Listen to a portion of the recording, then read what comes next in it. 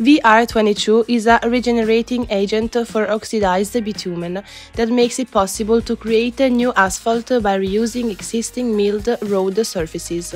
Using a special milling machine capable of dosing the current amount of regenerating agent, VR22 can be milled and simultaneously mixed homogeneously with the milled road surface.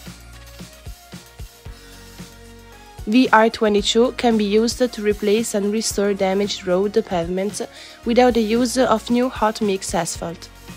After fixing it quickly with a rake, it can be compacted with a roller or vibratory plate. Once the material has been compacted, the road can be reopened to traffic.